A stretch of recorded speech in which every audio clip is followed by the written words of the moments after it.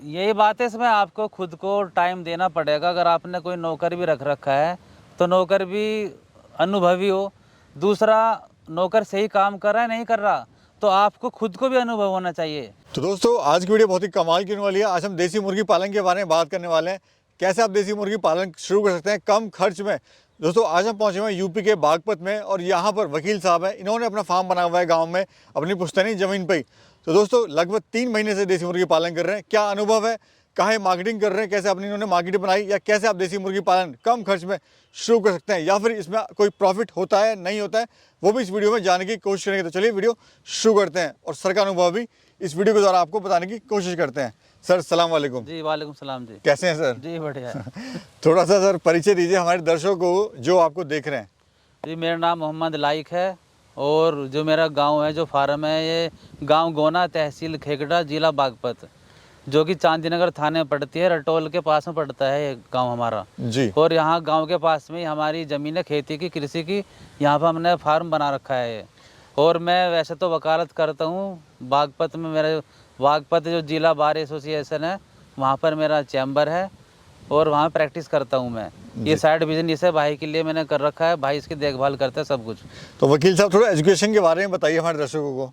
ये मैंने वकालत की हुई है। मैंने मेवाड़ लॉ इंस्टीट्यूट वसुंधरा गाजियाबाद से LLB की थी और उसके बाद मैं प्रैक्टिस में हूँ जब से 2014 से। करीब 10 साल मेरी वकालत को हो गए हैं। सर वहाँ पे मुस्लिम होते हैं, वहाँ पे कोर्ट कचहरी कानून होता है, यहाँ पे ये खेती बाड़ी आप कर रहे हैं, तो कैसे आपको एक वकील साहब को कैसे आइडिया आया कि चलो भाई अपने गांव में ये देसी मुर्गी पालन भी करा जाए, या क्या अच्छा लगा आपको इसके अंदर? देखिए, मैं किसान परिवार से हूँ, किसान पहले हूँ और वकील बाद में हूँ, क्योंकि हमारे फादर खेती करते हैं। मैं भी थोड़ा बहुत हाथ बटवा देता हूँ, ज़्यादा हो नहीं पाता मेरे से, क्योंकि पहले से ही मैं गाँव से बाहर रहा हूँ, पढ़ाई की है। तो वकील जो होता है उसके पास सभी तरह के केस आते हैं और सभी तरह के आदमी आते हैं जी। तो जैसे डॉक्टर के पास है, पुलिस के पास है, तो नॉलेज हो जाती है सभी चीज़ की। फिर आसपास के फार्म है, वहाँ पर नॉलेज हासिल की है। दूसरा यूट्यूब है, यूट्यूब पे अच्छी जानकारी मिल जाती है आपको। और इसकी फिर मैंने भाई एक्स्ट्रा कोई बिजनेस हो जाए और भाई को भी काम मिल जाए, तो मैंने ये फार्म डाल दिया है। ये जो हम फार्म देख रहे हैं, ये खुद की सर ज़मीन है यहाँ पर अपनी?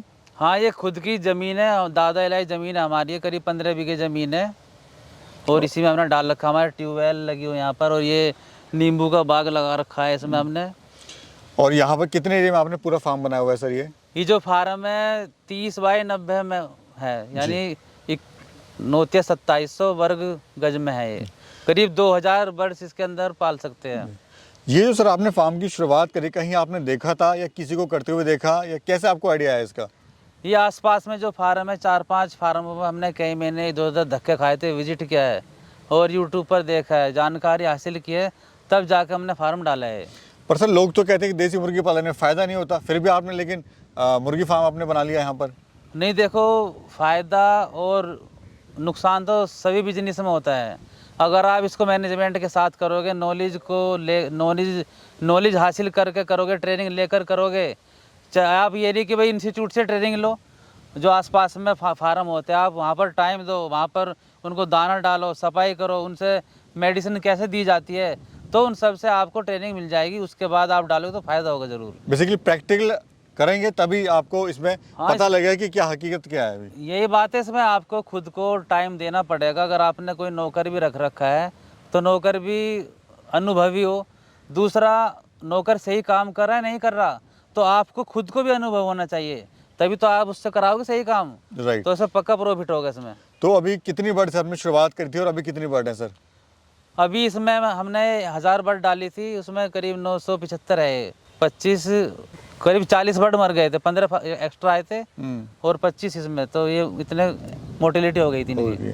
ब्रीड कौन सी है सर और खासियत क्या होती है इस ब्रीड की? ये ब्रीड है FG बोलते हैं इसको। ये जो ब्रीड होती है, ये ब्रॉयलर और RIR दोनों क्रॉस हो गए ये बनता है।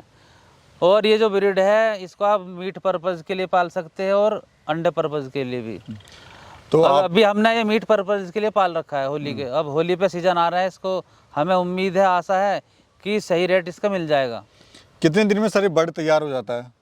ये जो बर्ड होता है करीब 2 महीने में 2 kg वेट गेन कर लेता है। और अगर इसकी डाइट की बात करें तो क्या क्या खाता है ये? डाइट में यह है, कंपनी का फीड तो आप किसी को खिला सकते हो, इसके साथ साथ आप अगर फीड कॉस्ट कम करनी है, जैसे सीज़न की पालक है और जी गाजर है, गोभी है, पत्ता गोभी है और अजोला घास आती है, बरसम है, ये आप इनको खिला सकते हो। और फीड आप घर पर भी तैयार कर सकते हो। अगर घर पर चक्की है तो आप मक्का लेकर, बाजरा लेकर और कुछ मेडिसिन वगैरह लेकर और सोयाबीन, ये आपको घर में बनाकर आप डाल सकते हो। अभी हम देख रहे हैं आप फीड भी खिला रहे हैं कंपनी का, आप खुद बना के भी खिला रहे हैं सर, तो बताइए दोनों में क्या अंतर लग रहा है आपको और क्यों आपने ऐसा करा? कंपनी का फीड थोड़ा कॉस्टली होता है। अगर कंपनी का में 40 रुपये पड़ रहा है तो हम जो घर में बनाए 30 रुपये पड़ा है। तो हमने घर पे बनाया था, करीब 20 बोरी घर पे फीड बनाया था चेक करने के लिए कि भाई इसको खा पाती है नहीं खा पाती और खाकर वेट गेन कैसा करती है। तो हम एक टाइम कंपनी को फीड दे रहे हैं और दूसरे टाइम घर वाला फीड दे रहे हैं, दोनों फीड अच्छे से खा रही है, कोई दिक्कत नहीं है। आप सर चूजा लाए थे या बड़ा बर्ड लाए थे और कहाँ से कितने का लाए थे? ये एक दिन का चूजा मंगाया था हमने, एजेंट के थ्रू मंगाया था जी। और कितने का पड़ा था आपको सर? 24 रुपये का एक बर्ड चूजा पड़ा था हमको जी। तो सर अभी जैसे आपका ये बर्ड है तो डेली क्या कॉस्टिंग आ रही है खाने के ऊपर? डेली की इसकी कॉस्ट आ रही है करीब 4 रुपये पर डे, करीब 100 ग्राम डेली खा रहा है।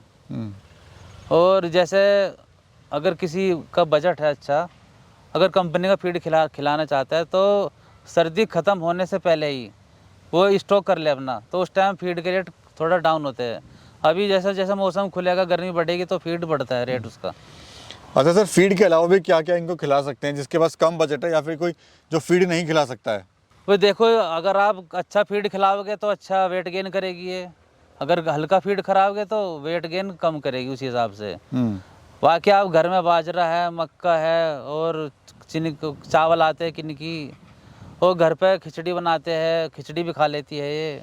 यानी जो बचा कुचा घर का जो वेस्टेज है वो भी खा लेते हैं? हाँ, इनको बचा कुचा खिला सकते हो, गला सड़ा ना हो। गले सड़ा आप खिलाओगे तो बीमारी आएगी इनके अंदर, बचा हुआ खिला सकते हो। थोड़ा सर मार्केटिंग के बारे में बताइए, आपने अपनी मार्केट कैसे बनाई या फिर अभी आप अपना माल कहाँ सेल कर रहे हो? हमने कुछ बर्ड उस तरफ डाले थे दूसरी साइड में एक्सपीरियंस के लिए, तो वे हमने जो फेरी वाले होते हैं उनको दिए थे वे जी। और अभी क्योंकि जो मार्केट गाजीपुर मंडी है वे कम बच्चों को लेते नहीं है, उनको ज़्यादा क्वांटिटी में बच्चे चाहिए। तो अभी हमारी गाजीपुर मंडी में बात हुई है, उनको वहाँ दे देंगे। अगर कोई भाई हमारे से लेना चाहता है तो हम उनको भी दे सकते हैं, अभी हमने उनसे कोई डील नहीं की। यानी गाजीपुर मंडी तो ऑप्शन है ही है? हाँ जी, वो तो लास्ट ऑप्शन है ही कि वहाँ पे आप दे सकते हैं, लेकिन वहाँ प्रॉफिट सर कम होता है, ये कहा जाता है। प्रॉफिट कम होता है वहाँ पर। अगर आप डायरेक्ट कस्टमर को दोगे या फेरी वालों को दोगे तो फेरी वाला सही रेट दे जाता है जी। अभी कितना समय आपको देना पड़ता है पूरे फार्म पे?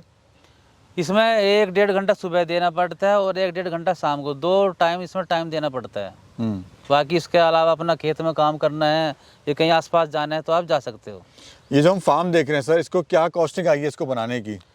इस फार्म को बनाने में करीब 2 लाख रुपए लगे हैं। इसमें सोलर प्लेट भी है, डबल बैटरा है, इन्वर्टर है, काफ़ी चीज़ बढ़ जाती है जब आदमी बनाता है, तो उसमें करीब 2 लाख रुपये खर्च हुए हैं।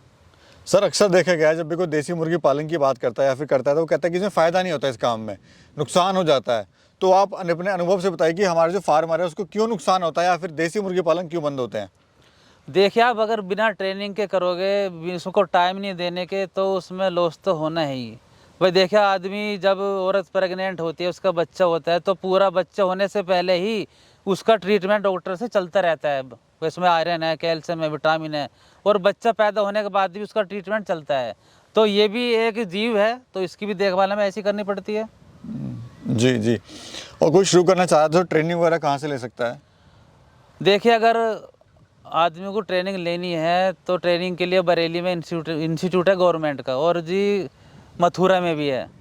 अगर आदमी वहाँ नहीं जाना चाहता है तो आसपास में जो फार्म है, सभी जगह फार्म होते हैं आसपास में, तो वहाँ पर जाके उनके वहाँ रहकर 2-3 दिन रहकर वहाँ ट्रेनिंग ले सकता है। ट्रेनिंग लेके करेगा तो सफलता के चांस है वो ज़्यादा हो जाएंगे। हाँ जी, बिल्कुल जी। क्या कहना चाहते हैं आप सर, हमारे जो दर्शक आपको देख रहे हैं और शुरू करना चाहते हैं देसी मुर्गे पालन? वही हम ये कहना चाहते हैं, जो आदमी बेरोजगार है या उसको रोजगार कम मिल रहा है तो अपने गांव में वो इसका मुर्गी पालन कर सकता है। ट्रेनिंग ले ले पहले और अच्छा मुनाफा उसको मिल जाएगा। चलिए सर, बहुत बहुत शुक्रिया आपका, आपने बहुत अच्छी जानकारी हमारे किसान भाई को दी और बहुत अच्छी जानकारी यहाँ पे देने की कोशिश करी। जी, थैंक यू। चलिए शुक्रिया सर, शुक्रिया शुक्रिया।